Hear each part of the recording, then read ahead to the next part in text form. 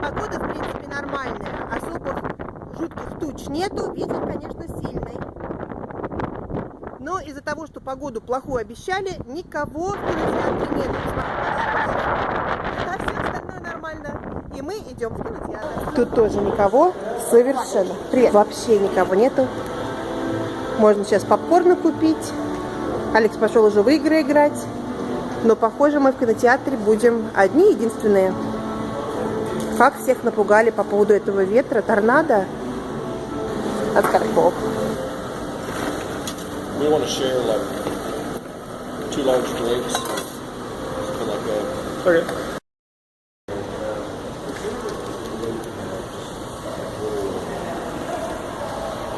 Мы не часто в кинотеатр ходим, поэтому я как турист все записываю. Ничего себе, обычно этот ресторан занят достаточно хорошо. Сейчас время всего лишь начало 8-го. Ни одного человека. Все испуганные. Это кинотеатр. Тоже, можно сказать, вообще почти как кинотеатр привидений. Где это только немножко людей.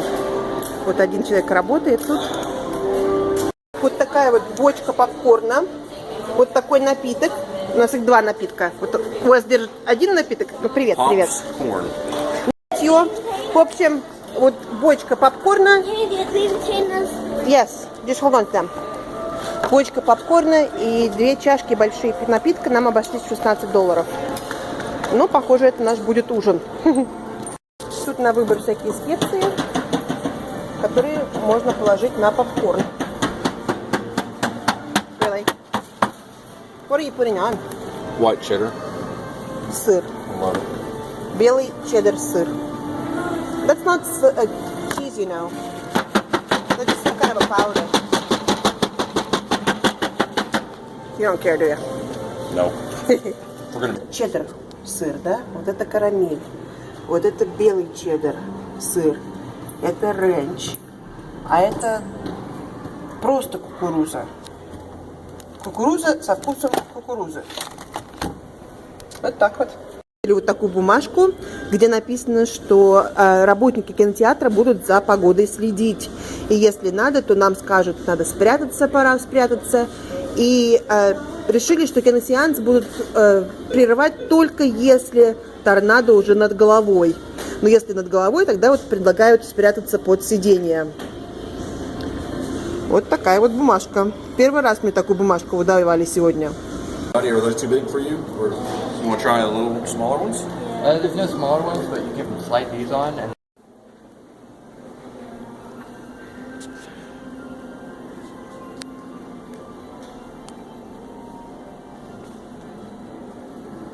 Кинотеатров тут много, не знаю сколько, наверное 20. Все вместе, залов 20 тут. Кинотеатр, кстати, новый, построен он буквально год назад, поэтому еще все красивое.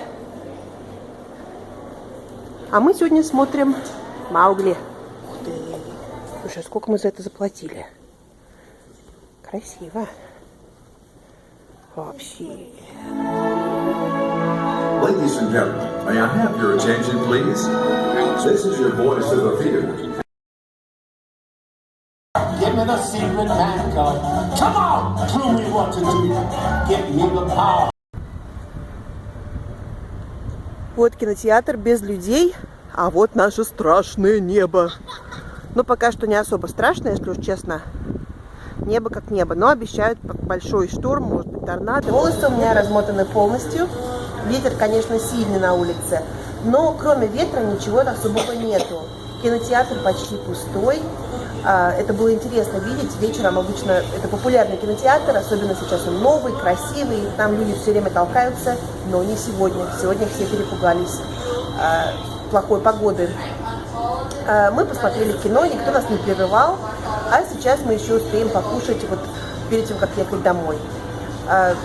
У нас получился очень даже неплохой вечер. Вместо того, чтобы сидеть около телевизора и паниковать за погоду, мы решили просто ее игнорировать. Но это, конечно, не совсем правда, потому что, когда я приеду домой, мне придется собрать в кучку вещи, которые нужны на всякий случай. Такие как одеяло, вода, шлемы для детей и, может быть, какую-нибудь еду немножко.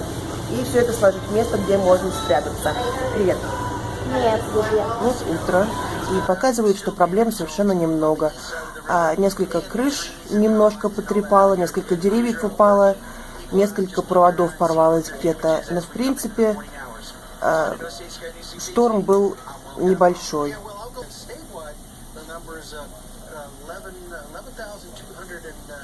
Во всем штате 11 тысяч людей, которые сейчас не имеют электричества. Но я думаю, что к концу дня уже будет почти 0 людей, которые не имеют электричества. Ну, торнадо у нас не было, но шторм прошел не без потерь.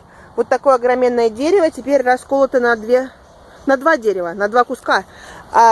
Молния, оказывается, ударила ночью в это дерево. И вот кору просто вырвала кусками с дерева и расщемила его на 2. Вот так вот. Мама сказала, что куски этого дерева, кора валяется, ну, на половине участка. Куски большие, притом они такие серьезной толщины куски. Мама сказала, ночью слышал какой-то гром, но решила не выходить, а утром вот нашла такую жертву нашего шторма.